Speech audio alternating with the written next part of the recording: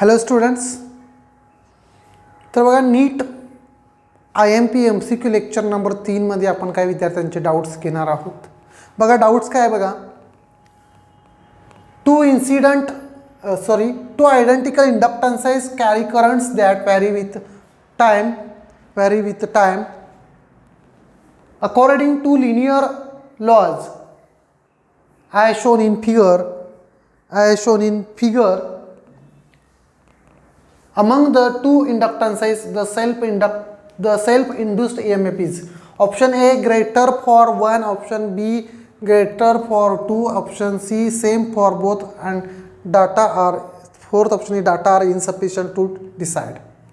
आता बघा हे याचा आन्सर सॉल्व करण्यासाठी स्टुडंट आपल्याला नेमकं काय करावं लागणार आहे बघा. इंड्युस्ड EMFचा फॉर्म्युला वापरावा लागणार आहे. What is student induced EMF बघा.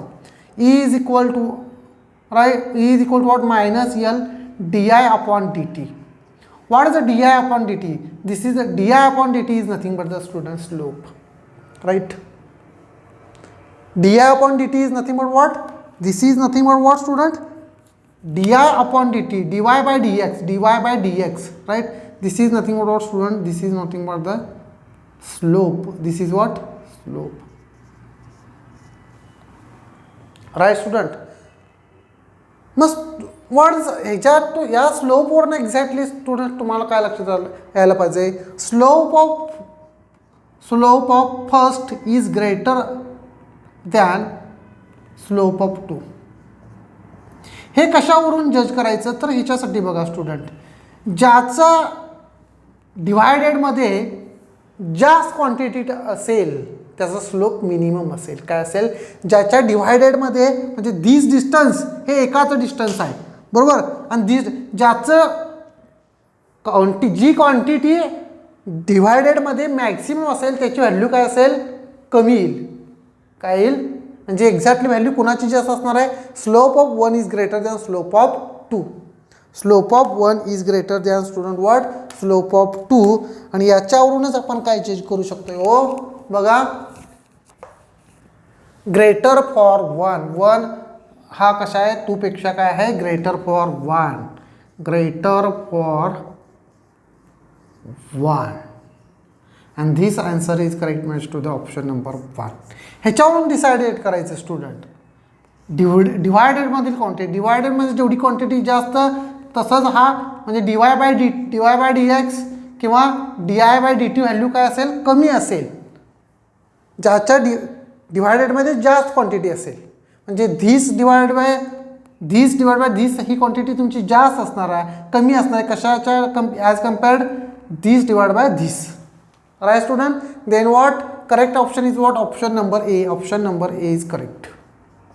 Okay student, complete the first question, then I take it the next question.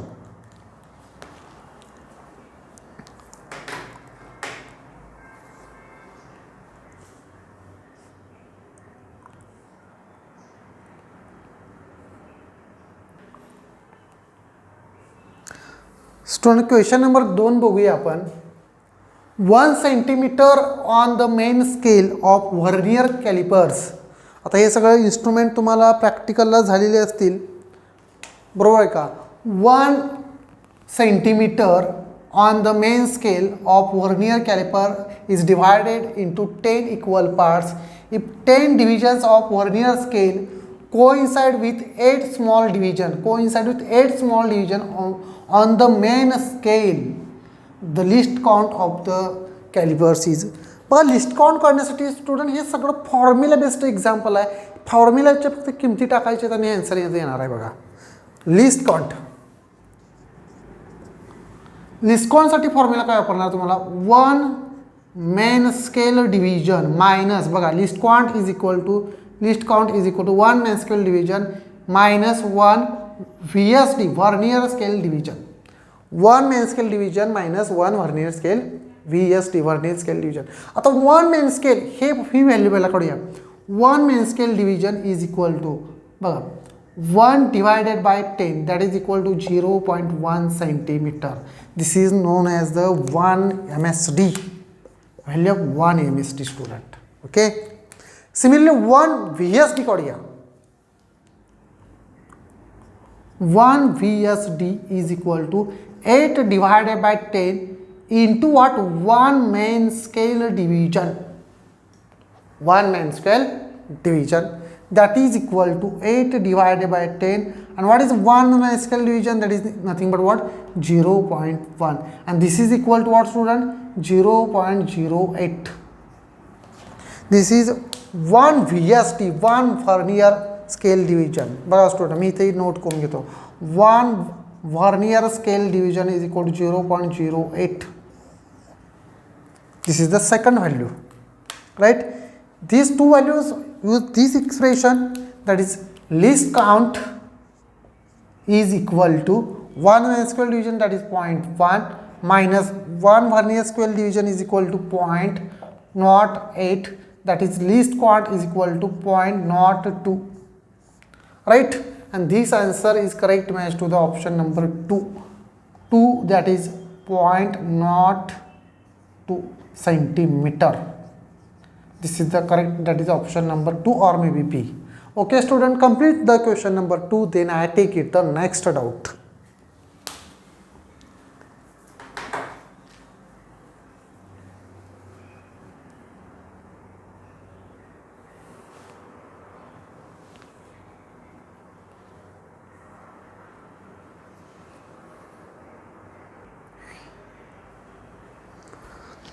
बघा स्टूडेंट, नेक्स्ट क्वेश्चन बघा काय आहे.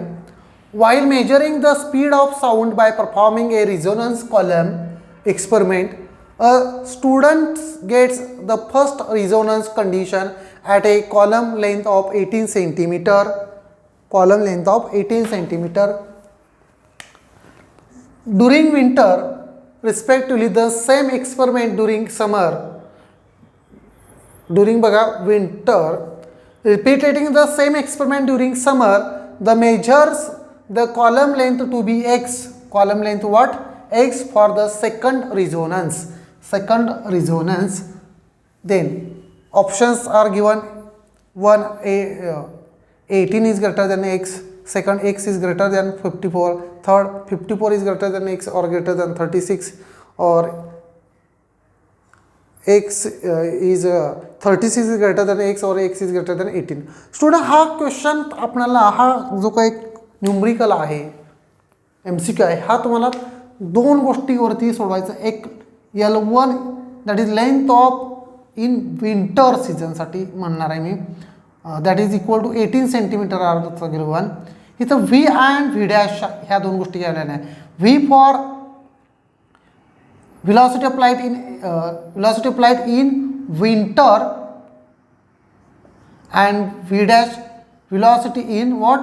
Summer season. आता इथं कंडिशन्स बघा, कंडिशन्स फक्त आपल्याला वापरायला पाहिजे. For first resonating length, for first resonating length, त्याला आपण U कन्सिडर करूया. बघा, V upon 4 times of L1, because this is the winter साठी आहे. V upon 4 L1, that is V4. L1 is how many student? That is length of this column is 18, that is L1. Value of L1 is 18 centimeter. Equation 1 student. बघा काय म्हटलेलं आहे. For second resonance, that is U dash is equal to what student? 3V dash, right? कारण for second ओव्हरटर्म 3 factor multiply होतो 4 times of L2, and this L2 is nothing but the x student. This L2 is nothing but what student? X. That is what? 3V dash upon 4x. Equation number 2. And condition what? These two are equals, means what student? Then find out the value of x. V upon 4 into 18 is equal to 3V dash upon 4 times of x. 4 get cancel student. Value of x is equal to, therefore value of x is equal to 3 into 18 V dash upon phi, that is 54 upon V dash upon phi. But student, what statement? Velocity of light in what? Velocity of light in summer is greater than what? Velocity of light in winter. That is equal to what student in ह्या स्टेटमेंटवर X is equal to what 54 V dash by V आणि ह्या स्टेटमेंटवरून आपण काय सांगू शकतो X is greater than 54 X is greater than 54 and this answer is correct match to the option number 2 option number 2 student option number 2. What is the required conditions? L1 that is 18 centimeter, L2 that is the x and second horizon 3v upon 3v dash upon 4 times of L2, right? Complete this question student, then I get the next question.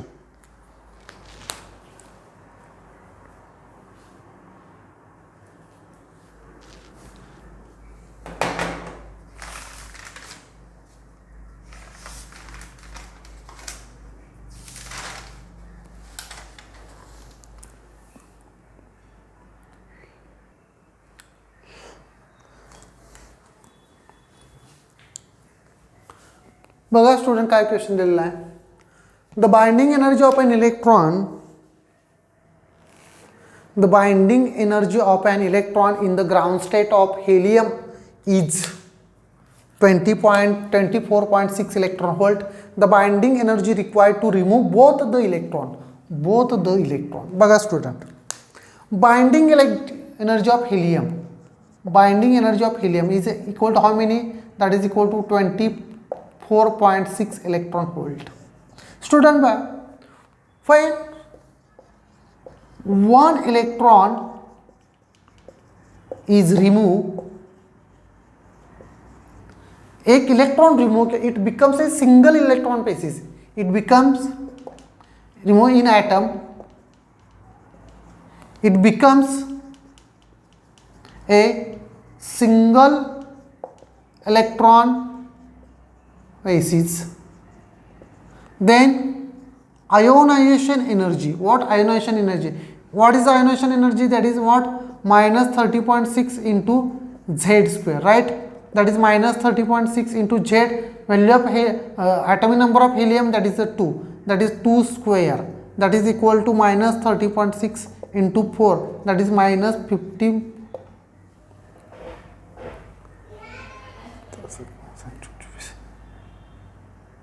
बघा 54.4 किंवा 6 electron volt. Then what the required required energy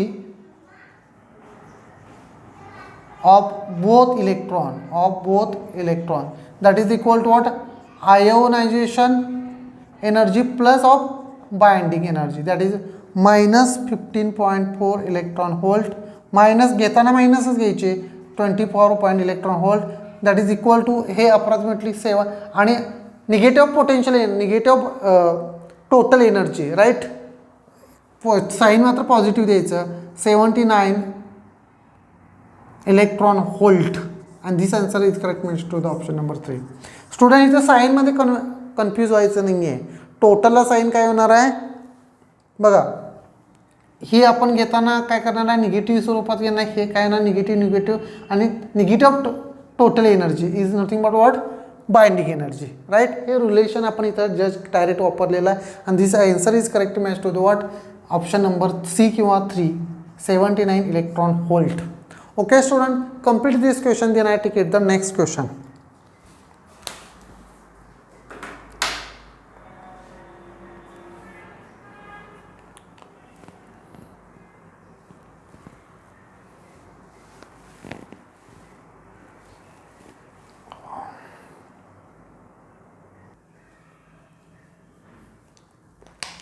बघा student question काय आहे. A particle moves along a straight line, its position at any instant is given by main equation here बघा. x is equal to 32t minus 8t cube upon 3. Here x is in meters and t is seconds. Find the instant when particle comes to rest and reverse its direction. आता या एक्झाम्पलमध्ये student exactly काय find out करायचं हे थोडं understand होत नाही. इन्स्टंटचा अर्थ असतो टाईम, बट इथं ऑप्शनवरनं ओळखायचं यस यस म्हणजे काय, आपण यसमध्ये सेकंदमध्ये काय म्हणतो तर टाईम होतो, म्हणजे इथं टाईम फाइंड आउट करावा लागलेला. तर पहिला मी इक्वेशन नोट करतो कशा पद्धतीने मला टाईम मिळेल. बघा एक्स बरोबर 32t मायनस 8t³ 3. मी याचा डेरिव्हेटिव्ह घेतो. v is equal to what to student dx/dt. That is D by, तुम्ही स्टेप कमी करू शकता, लिहायचीच काही गरज नाही आहे. 32t minus 8t³/3. पण तुम्हाला प्रत्येकाला ही गोष्टच कळेल ह्या दृष्टिकोनावर मी देतोय. ह्याचा डेरिव्हेटिव्ह दॅट इज 32 मायनस बघा पॉवरनं गुणायचं आणि पॉवर 1 कमी करायची. 3 × 8t²/3. बघा पॉवरनं मल्टिप्लाय केलेले आहेत बरोबर का, पॉवर आणि एक पॉवर एक न वजा केलेले आहे. 3 3 गेट कॅन्सल. दॅट इज व्हीची व्हॅल्यू किती आली बघा student, V is equal to 32 minus 8t². आता इथं आपण तीच व्हॅल्यू मला कशी मिळणार बघा. ॲट पुढे काय क्वेश्चन काय म्हटलं, at instant when particle comes to rest. Rest याचा अर्थ काय, velocity is becomes a 0. That is 0 is equal to 32 minus 8t². That is 8t² is equal to 32. Right student, that is t² is equal to 4. That is t is equal to 2 second. And this answer is correct match to the option number 2 student. What? Option number 2. Okay student, complete this question and I take it the next question.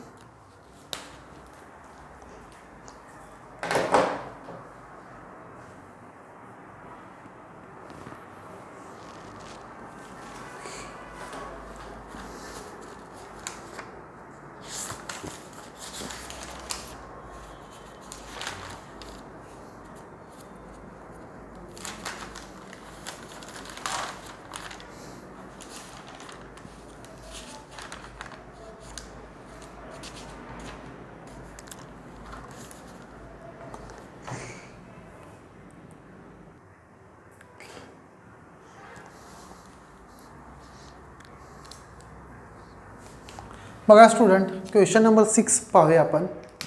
Assertion ए बघा, Wien a bottle of cold carbonated drink is opened a slight fog forms around the opening.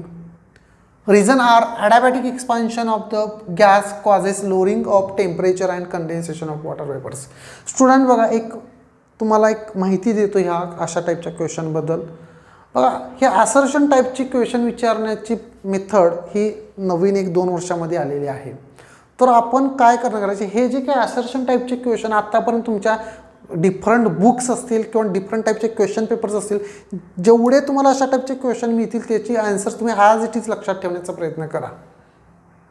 ह्याच्यावर जास्त वेळ न घालवता ही questions as it is कसं लक्षात ठेवता येईल, कारण 2 ते 3 क्वेश्चन असे तुम्हाला विचारले जाणारच आहे, कारण ही नवीन मेथड आलेली आहे. बायोलॉजीमध्ये जास्त असतात, फिजिक्समध्ये थोडे कमी असणार आहेत, केमिस्ट्रीमध्ये पण असणार आहेत, बट असणार आहेत. ठीक आहे, मग प्रत्येक चॅप्टर रिलेटेड असे काही क्वेश्चन्स तयार केलेले आहेत, ते तुम्ही परफेक्ट करून तोंडपाठच करायचे आहेत. ते मॅक्सिमम त्याच्यावर थोडंसं फोकस करा, जास्त वेळ नाही घालवायचा त्याच्यामध्ये. बघा काय आहे assertion, when a bottle of cold carbonated drink is opened slight fog forms around the opening. Right student, बघा आपण तुम्ही बॉटल जर सोड्याची बॉटल ओपनिंग केली तर ते काय तर फॉग अराउंड. राईट, हे जर रिझन बघा, adiabatic expansion of the gas causes lowering of temperature and condensation of water vapour. बघा स्टुडंट काय होणार आहे, गॅस एक्सपांड होणार आहे. गॅस काय होणार आहे, एक्सपांड होणार आहे. जसं गॅस एक्सपांड होणार त्याचं टेम्परेचर काय होणार आहे, कूल होणार आहे. काय होणार आहे, टेम्परेचर. आणि नंतर काय होणार, कंडेन्सेशन होणार आहे. काय होणार आहे, ही गॅस एक्सपांड होणार आहे, टेम्परेचर डिक्रीज होणार आणि कंडेन्सेशन होणार.